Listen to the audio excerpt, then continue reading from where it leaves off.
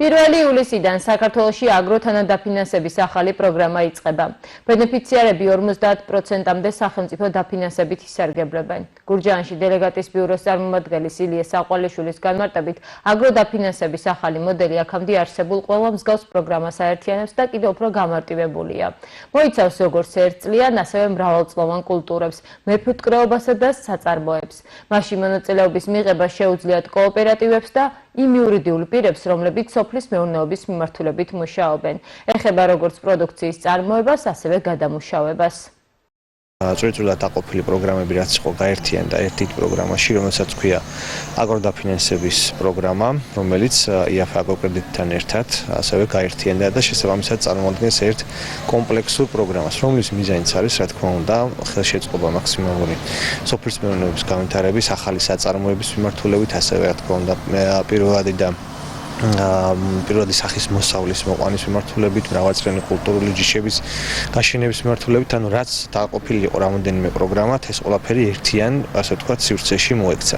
მასში მონაწილეობის უფლება აქვს ნებისმიერ იურიდიულ პირს, რომელიც წარმოადგენს კოოპერატივს. სახელმწიფო შემოდის 50%-მდე თანადაფინანსებით, ზოგი 40%-ს მოიცავს, ზოგი, მაგრამ ძირითად შემთხვევაში უმეტესობა 50%-იანი დაფინანსებით არის. დაფინანსების სქემა ასეთია, რომ უნდა მიმართოს კონკრეტულმა პირმა, რომელიც დაინტერესებულია ამ დაფინანსების მოპოვებით სოფლის განვითარების სააგენტოს წარმომადგენლობას. შემდგომ უკვე უნდა წარადგინოს ბიზნეს გეგმა და შესაბამისად უკვე პროცედურები უნდა გაიაროს. მარტივი არის წინასწარ სხვა პროგრამებთან შედარებით, რომლებიც აქამდე ხორციელდებოდა და შესაბამისად მას უკვე აღარ უწევს ბევრი ბიუროკრატიული პროცესების გავლა. აქვე აღსანიშნავია ის მომენტიც, რომ მინიმალური ინვესტიციის მოცულობა გარდა მეფუტკრეობის მიმართულების შეადგენს 100,000 ლარს, საიდანაც სახელმწიფო 50%-ის თანადაფინანსების წილით შემოდის.